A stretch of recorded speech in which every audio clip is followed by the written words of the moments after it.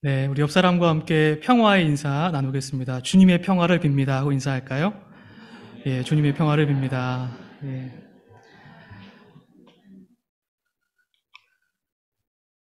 예수 그리스도의 은혜와 평강이 모든 성도님들의 마음과 삶의 자리에 가득하시기를 주님의 이름으로 간절히 축복합니다. 먼저 부족한 저에게 말씀을 전할 수 있는 기회를 허락해 주신 김태규 목사님과 성도님들에게 깊이 감사드립니다.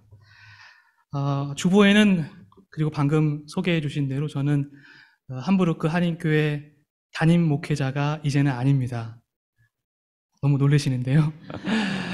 지난 12월 말에 사임을 하고 이제 독일 현지 교회에서 사역하기 위해서 준비하고 있습니다. 그래서 4월부터 이제 교육에 들어가게 되는데요.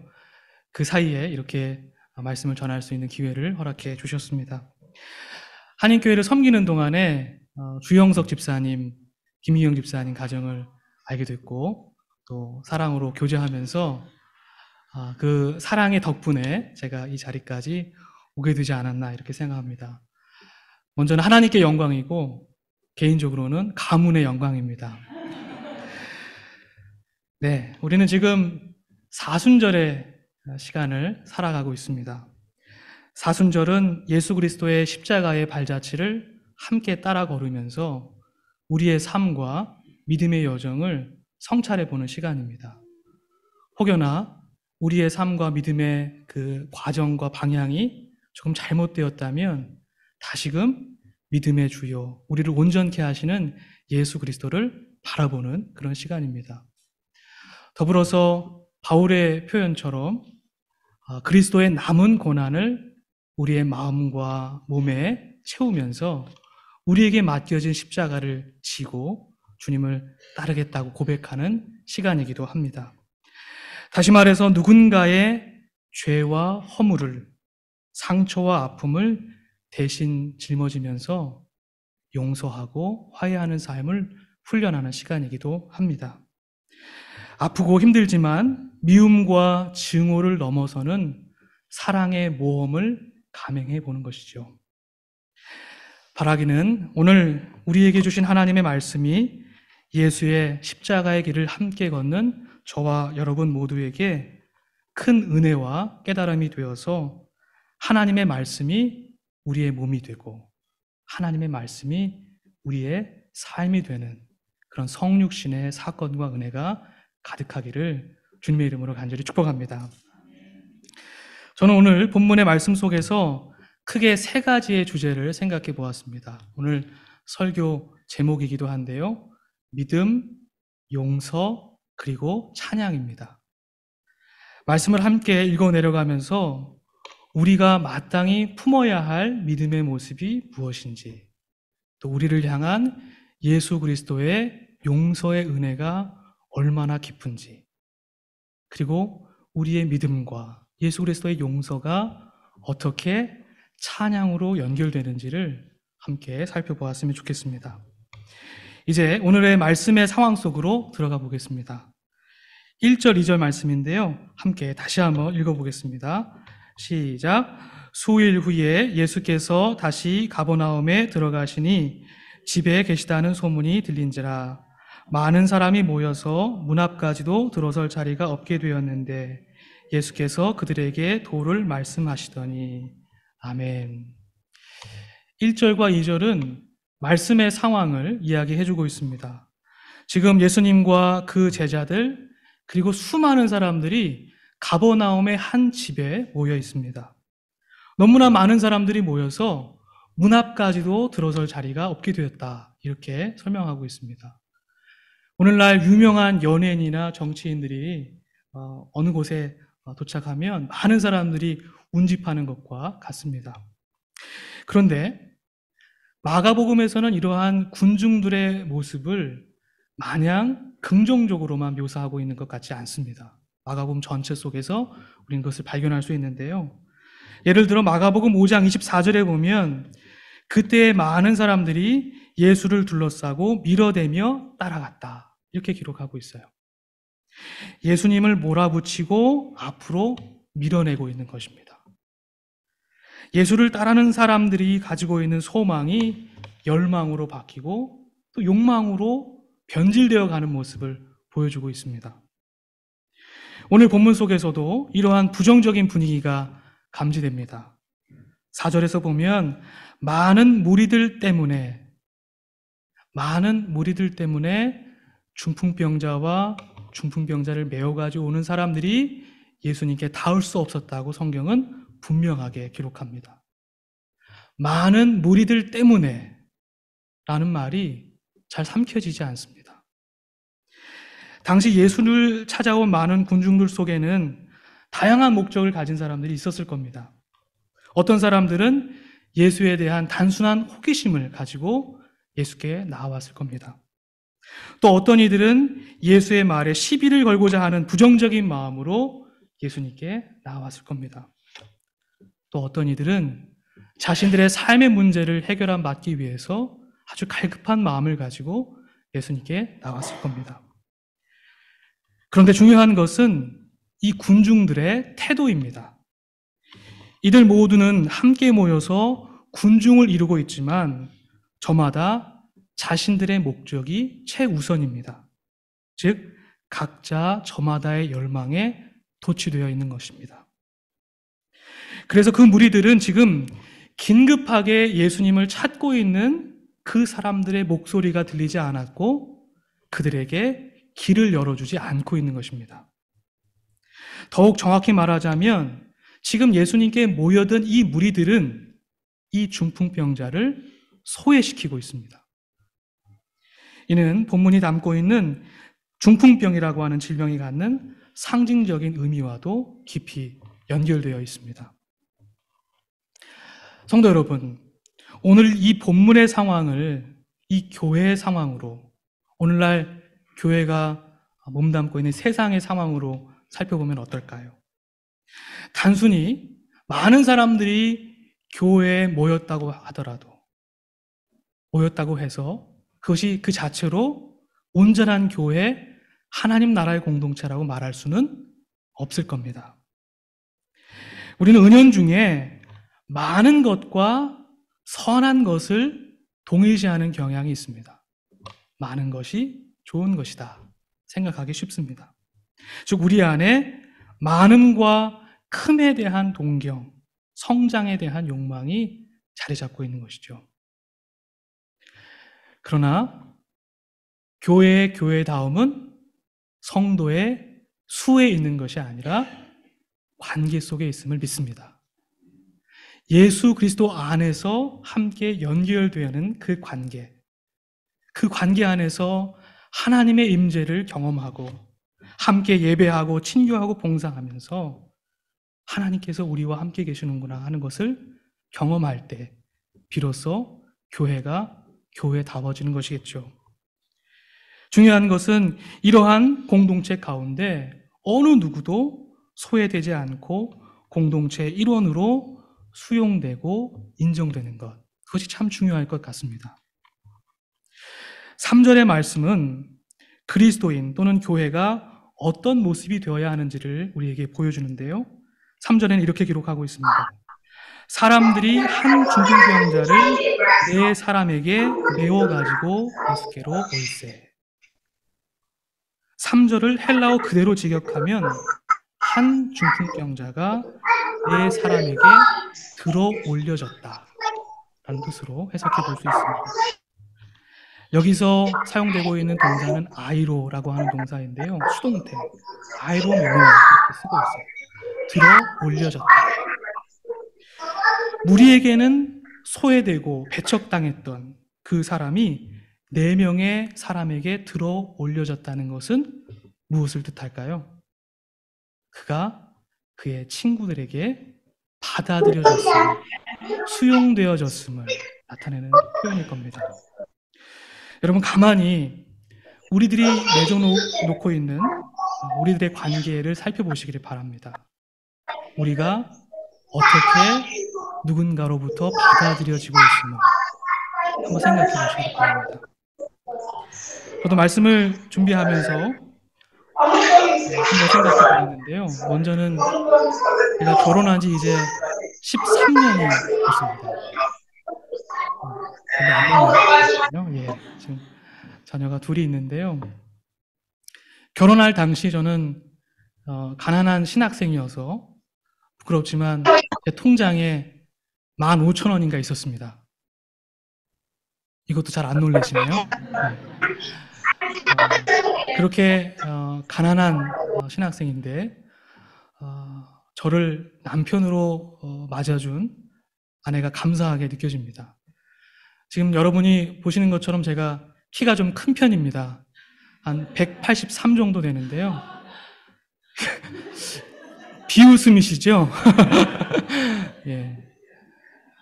그런 저를 남편으로 맞아주어서, 저를 들어 올려주어서 참 감사한 마음입니다. 말씀을 준비하면서 또 자녀들의 얼굴을 떠올려 봤습니다. 지난 5년간 목회 사역을 한다고, 설교 준비한다고 놀아달라고 하는 자녀들을 조금 멀찌감치 밀어내었던 저였거든요. 그런데도 불구하고 사랑한다는 말을 아끼지 않고 자기 전에는 꼭 뽀뽀도 해주고 아빠가 되어주어서 고맙다고 말해주는 자녀들이 사실은 저를 들어 올려준 것입니다. 그리고 지난 5년 동안 함부르크 한인교회를 섬기면서 참 부족한 모습이 많았는데 저희 성도들께서 저를 들어 올려주셨습니다. 너무나 감사합니다. 여러분도 여러분의 가정에서, 학교에서, 교회에서, 직장에서 누군가로부터 들어 올려지는 경험을 하면서 살아가고 계시다는 생각이 듭니다. 하나님과 우리의 관계는 어떨까요? 마찬가지일 겁니다. 하나님께서는 죄된 우리들을 끝까지 용서해 주셨습니다. 들어 올려 주셨습니다. 우리의 연약함과 허물과 죄된 삶을 날마다 용서해 주시고 계십니다. 이러한 의미에서 믿음이란 것이 4세기 교부 어거스틴의 말처럼 하나님께서 우리를 받아들여 주셨음을 받아들이는 것, 우리가 하나님께로부터 수용됐음을 받아들이는 것이라고 생각이 됩니다. 이러한 의미에서 우리가 함께 물어야 할 질문이 있습니다. 우리는 과연 우리 곁에 있는 사람들을 어떻게 대하고 어떻게 받아들이고 있는지 함께 물어보았으면 좋겠습니다. 우리가 주기도문을 통해서 예수님께서 가르쳐 주신 기도를 통해서 항상 고백하고 결단하는 것처럼 우리가 우리에게 잘못한 사람을 용서하여 준 것처럼 우리의 죄를 용서해 주십시오 하고 고백하고 또 그러한 삶을 살아가는 저와 여러분 되기를 주님의 이름으로 간절히 축복합니다. 오늘 4절, 5절 말씀 다시 한번 봉독하겠습니다. 함께 읽겠습니다. 시작. 무리들 때문에 예수께 데려갈 수 없으므로 그 계신 곳에 지붕을 뜯어 구멍을 내고 중풍병자가 누운 상을 달아내리니 예수께서 그들의 믿음을 보시고 중풍병자에게 이르시되 작은 자야 내 죄 사함을 받았느니라 하시니 아멘.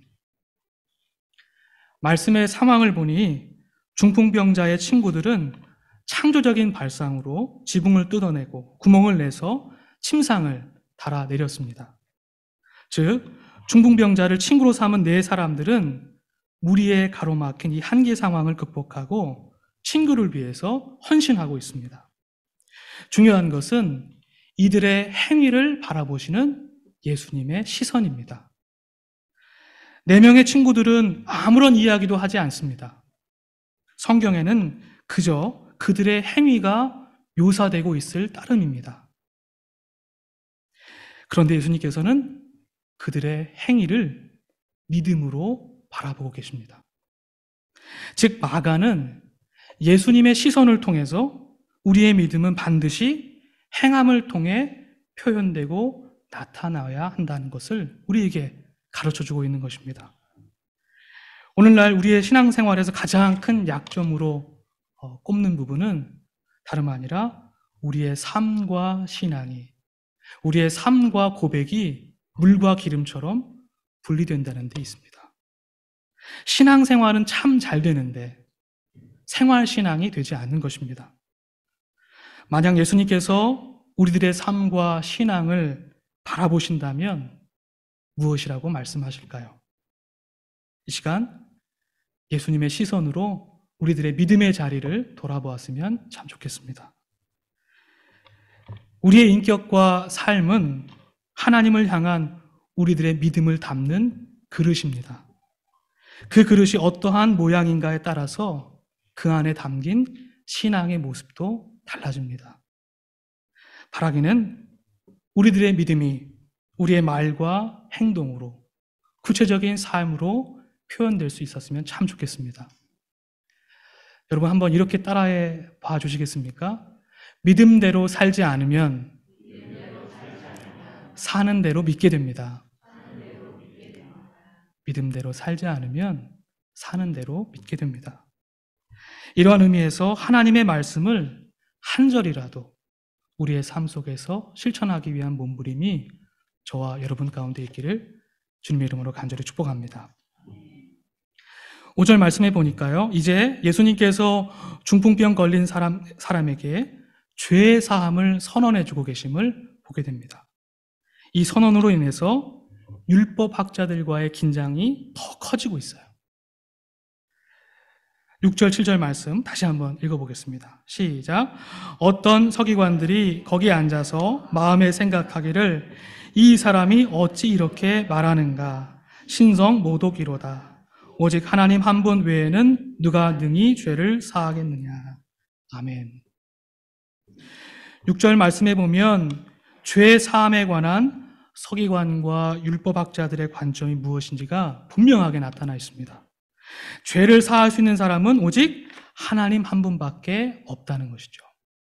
죄를 사할 수 있는 것은 하나님밖에 없다.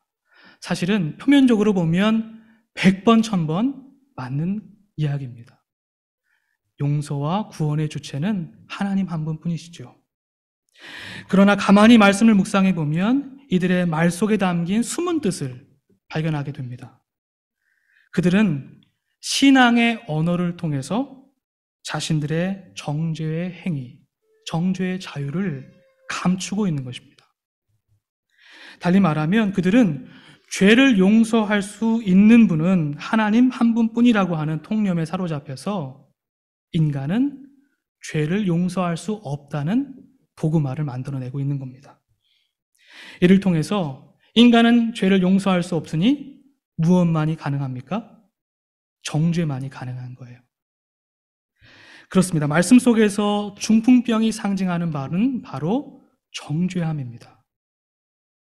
중풍병, 곧 자신의 의지대로 몸을 움직일 수 없는 상태는 오늘 본문 속에 드러난 것처럼 무리들과 같은 수많은 군중들이 그를 소외시켰기 때문에 율법학자와 같이 믿음 좋다고 혼장남하는 이들이 그들을 정죄하고 밀어냈기에 이러한 질병이 그 안에 있었던 것이죠. 이들에게는 용서보다 정죄가 쉽고 빠르고 간편한 것이죠. 이때 예수님께서 그들에게 이렇게 반문하십니다. 9절 말씀입니다. 내 죄가 용서받았다라는 말하는 것과 내 자리를 걷어서 걸어가라는 말 중에 어느 쪽 말이 더 쉽겠느냐?